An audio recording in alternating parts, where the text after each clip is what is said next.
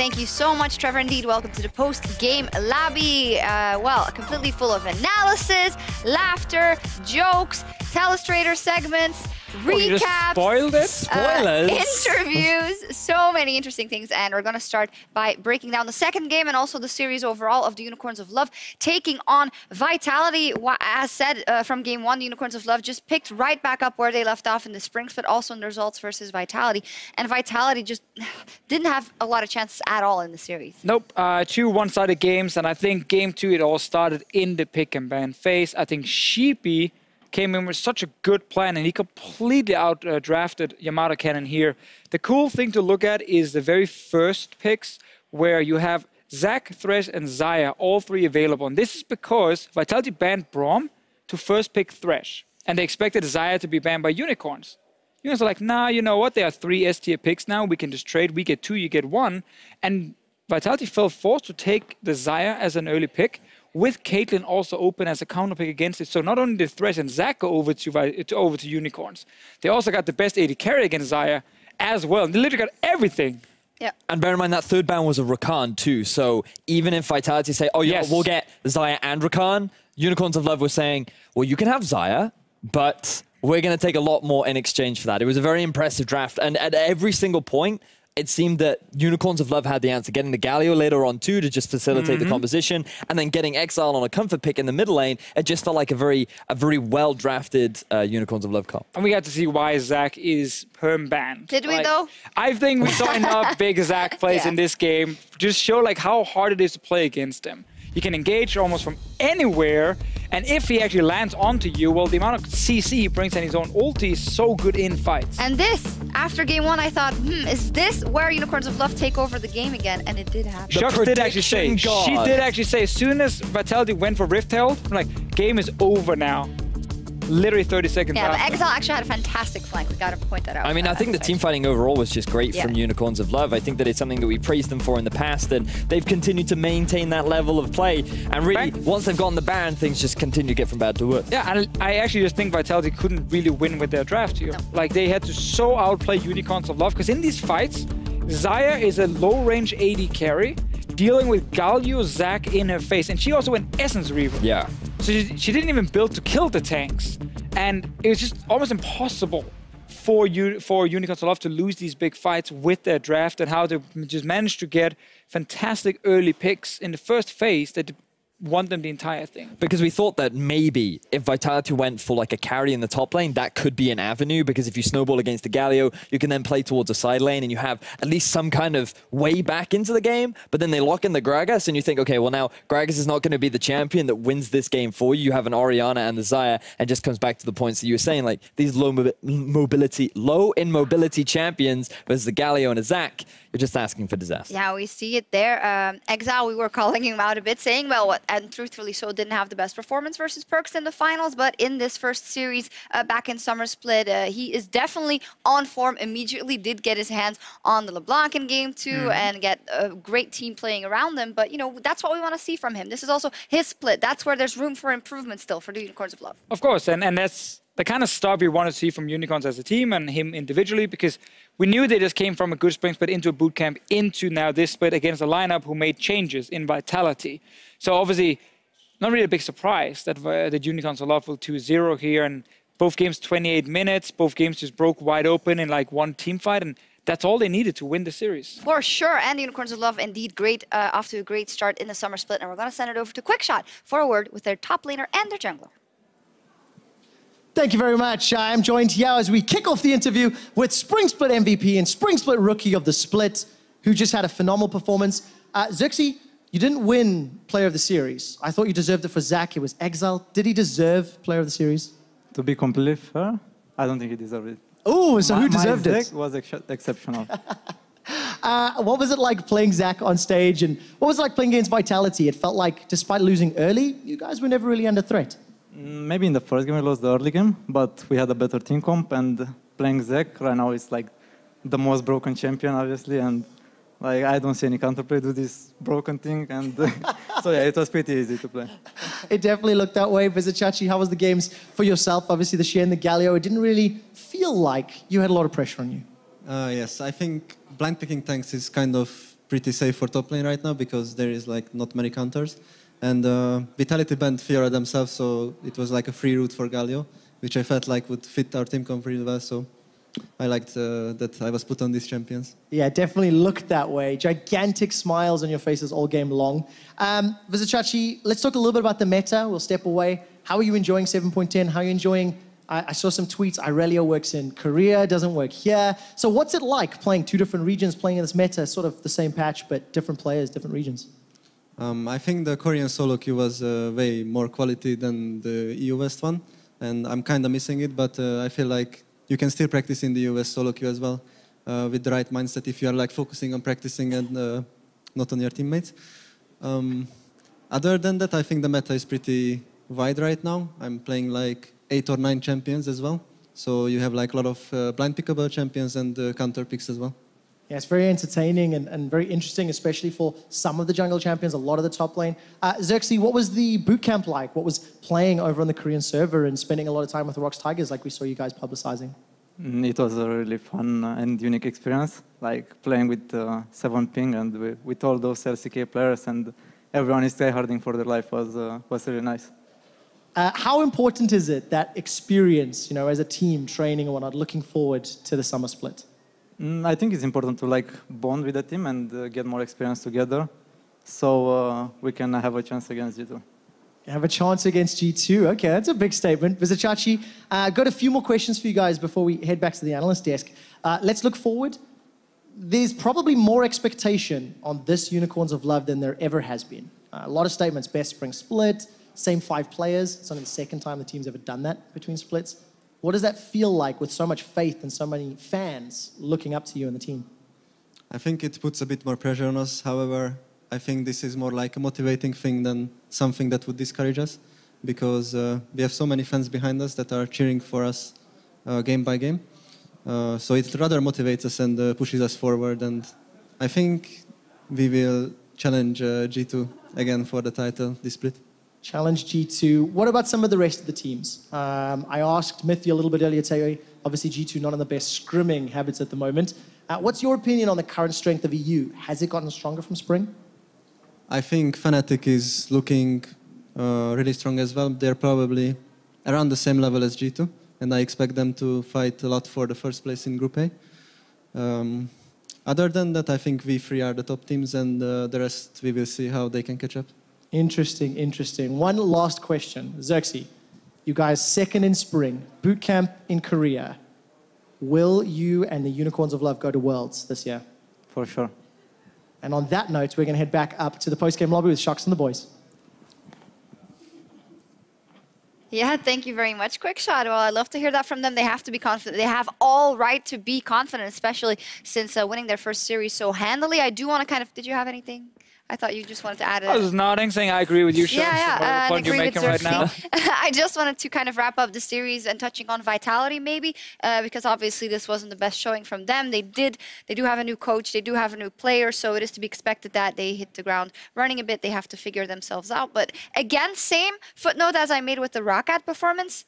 You want it to be a bit better, even if you're kind of... I don't mean this to flame, but you do want it to be a bit better and that you can show a bit more in those I think it's important to remember, though, that Unicorns of Love are also coming off of a big momentum train, right? Like, making it to the finals of Spring Split, maintaining the roster. They don't necessarily have the same sort of problems that Vitality has as a new roster, with a new coaching staff behind them, with a new environment. I think that there are more things that Vitality need to develop in terms of their core that UOL already have. So being able to try and challenge that kind of level of a team right now, I think they did pretty well in game 1, and I think they still have a long split to develop these things. I mean, I still wanted to see a bit more. Like, I always talk about how this off-season, these teams have had multiple weeks to prepare for a week 1. And I'm hoping to see them come in with maybe something unique in a pick and ban phase, or have something that's really working well for them in the game. Like, the first 5 minutes is not enough.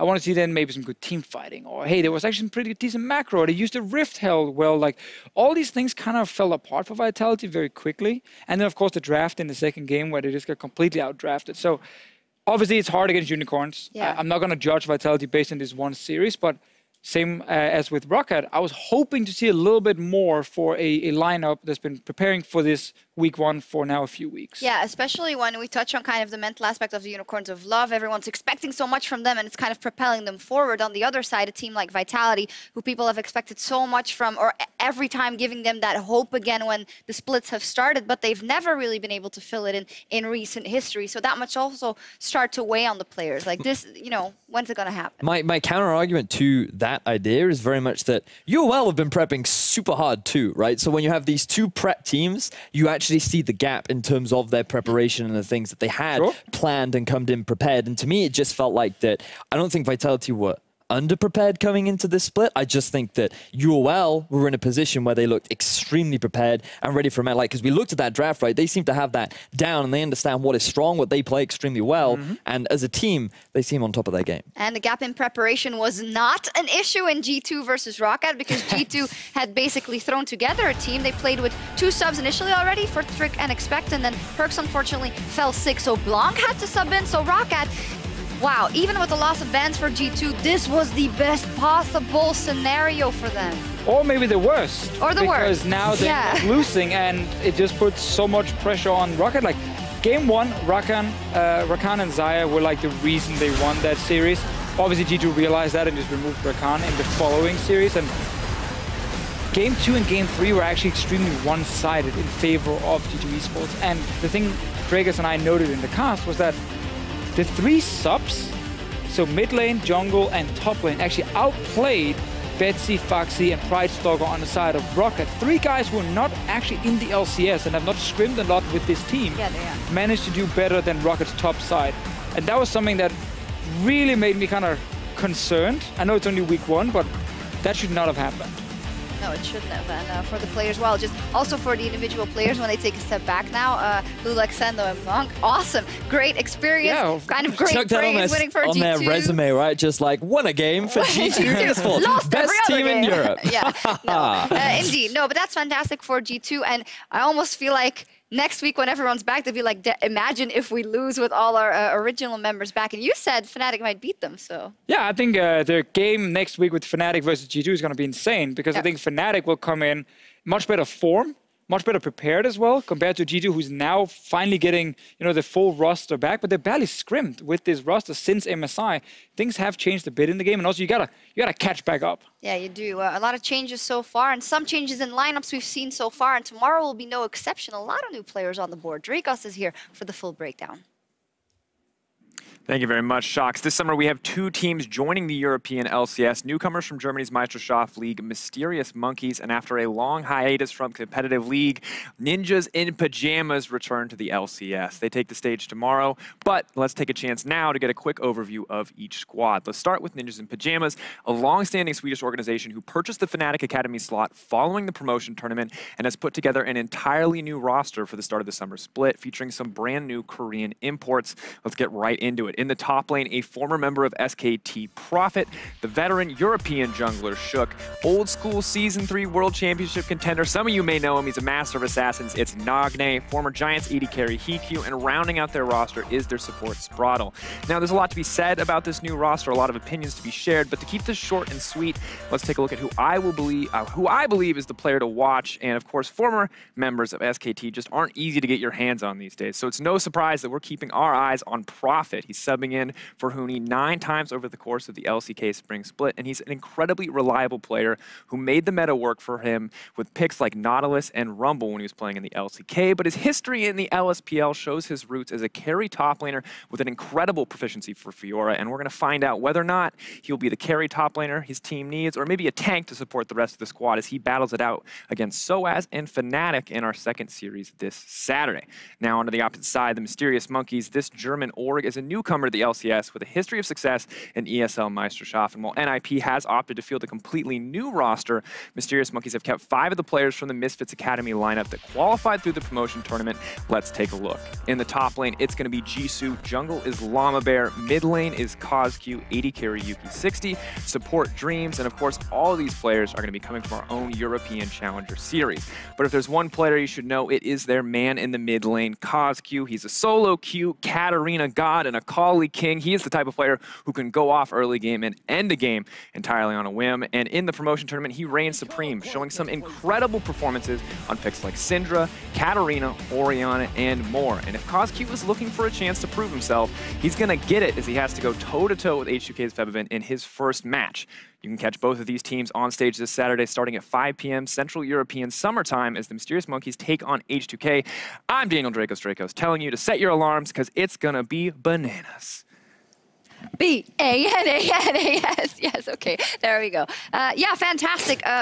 One thing about that, obviously, Mysterious Monkeys, Llama Bear is there for Pride Soccer. Had some experience before. And the NIP roster is where we highlight Profit. Let's start by talking about NIP. I gotta come to you first, of course. Deficio, once upon a time on the NIP roster, so you know everything about this organization. Yeah, all I'm gonna say is last time NIP actually won a game in the LCS, it was me and Björkson on that roster. And then stuff happened, and they actually never managed to make it back in. Definitely about you and not about the Danish one. It was totally not about Björkson, who obviously became some player in North America. Yeah. Anyway, point is, it's season 3. That's a long time ago. Now the organization obviously is back, and I think it's a really good organization to be with. Like, they support the teams a lot, so the infrastructure should be decent around these guys. But obviously, when you are in IP and you feel a completely new roster, it's kind of like survive in the summer split and then look forward to 2018. That should be the big mission for these guys, but they're in a very tough group as well, and they need to show something early on. Yeah, let's not beat around the bush. We're always like highlighting Profit and obviously the ex-SKT member, rather, but the lineup is not something that is, you know, that impresses you straight off the bat. No, when you look at the bottom line in particular of NIP, you have to remember that Hiku from Giant, Spralo from PSG, they're not exactly names that you remember from last split. They're not the names that made stand out and you're like, oh, this was the highlight individual that really carried that team. And while sure, they certainly had good performances and they were able to contribute to their team, they're not the memorable bottom lane duo that you think can really carry that lineup. And when you think about some of the stars that they will be going up against, you have to wonder how will they be able to hold their own, especially in Group A. Yeah, I think for NIP, like, the bot lane needs to survive, and Nagne in the mid lane is a man I have a million questions about. Yeah. Like, I don't think Nagne has done anything worth mentioning for the last few years, and I don't even think, like, at his peak he was that great of a mid laner. So I have a lot of questions about him and his performance. I think it's Shook and Profit who needs to carry everything, and obviously Profit can't do it on his own, and Shook, when he was in the LCS last on Vitality, did have a lot of success focusing the top lane. It was Coppershot back then. He can try and do the same with Profit in this meta.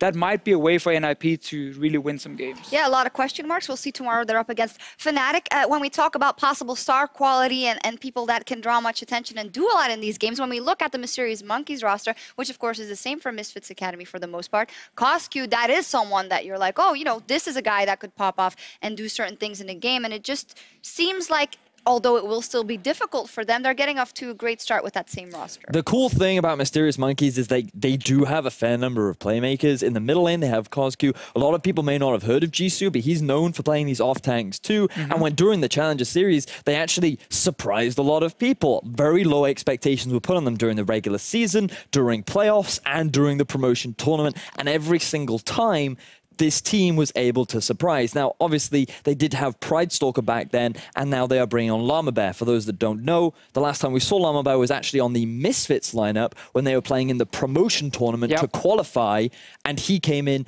alongside Wisdom, and he did not have the best performances on his Nidalee. Yeah, they subbed him out after they actually lost to Origin in the first promo game, and then Wisdom played the last one. And back then, I remember them talking about how Llama Bear on stage didn't perform too well compared to scrims. That's obviously something to track now, because you need a good jungler in this meta. He's the kind of guy who's like very famous for his Nidalee, which of course is like not the meta pick, but it's decent. You can play it if they want to try and play some comfort picks here. And I think Mysterious Monkeys, I believe more in them right now than this completely new NIP roster, just due to also that former synergy we already know is there from these guys. And I think actually Mysterious Monkeys can be annoying to play against for some of these LCS teams. Yeah, and we should certainly also look at it in the context of the groups that these teams find themselves in, and we can also look at the standings after the first 2 days here in the summer split and how things are shaping up. And then you look at Mysterious Monkeys, who find themselves in a group where Splice and Vitality have not managed to impress us so far, even though it was only one series. I'm so sick of saying that. I'm just going to say what I mean, which is they didn't impress us so far, as well as the Ninjas and Pajamas, who didn't find themselves, well, actually, those teams have also not shown that much, but you feel like Misfits can ramp up to be a bit more. Yeah, you definitely feel like Misfits will bounce back with Maxwell, and once they get a bit more time. Rocket kind of the same with Pride Stalker, but yeah, there are definitely some teams that these guys are looking towards, because I think for both NIP, as I said earlier, and Mysterious Monkeys, it's about surviving in the summer split. Like, it's a very competitive top field we have, and the goal doesn't have to be make playoffs and maybe worlds. No. It can just be make sure you're here for 2018 and you've had now, more time to really figure out if this is the correct roster and everything you need to make a better team. And while there are a lot of question marks around the new teams, what we don't have question marks around are our top 4. Absolutely. Unicorns of Love, Fnatic, H2K, and G2, they all seem to be, excluding maybe G2, to be in a good spot right now, right? But it's exciting for me as an analyst to see that Europe has 4 top teams right now. The fact that G2 are currently right now considered the top dogs, but with 3 very quickly catching up to them and willing to challenge them for that throne. I think that leads for some very exciting games in the next few weeks. Hey, G2, they made it to the final at MSI. They took a game off SKT. H2K, Fnatic, and UOL are looking just as strong. We got this in the bag for 2017. Yeah. So we're going to win Worlds, or? Oh, at least Close. 3 teams, we're gonna 3 look teams good. in the top 4. 3 teams. Hey, I said that in an interview, and I had to correct it very quickly. Maybe 1 team. Yeah. No, in any case, it's been fun, though, so far. It's been good. We had some fun games in terms of meta development. We said it, and we had the top teams looking extremely good and a lot of room for improvement in the bottom team. So yeah, I mean, I think the meta's been looking somewhat predictable. Like, we haven't seen big splashes where we're like, wow, we didn't think this champion would be played at all. It's been like, yeah, we know all these top lane carries. We know, of course, Thresh would be huge in the bottom lane, and that's exactly what we've seen so far. You know all these top lane carries because you're the prediction god, Mr. Deficio. But I don't know. I watched your cast with Captain Flowers. To the average viewer, I feel like that there is still a lot of diversification in terms of what we're seeing in the top lane, right? We're seeing so much variation, and for me, that's what makes the current meta very interesting, especially with the different AD carries that we're seeing and the different build paths. I think that there is a lot more in the meta right now, even though the playstyle and the goals are still very much the same. I want to see more mid laners and junglers. Yeah, I want more mid laners. Less Syndra or Iana. I know they're really good, but they're not that fun to watch every game. Like, where's my Kassadin? Where's my Zed? Yes. Give me some of those picks as well. All right, we'll see if we see that tomorrow, because we still have another day to go. But for now, it is time for us to log off for the night. Thank you so much for watching. We will be back tomorrow as we close out week 1. See you then. Today is a battle of the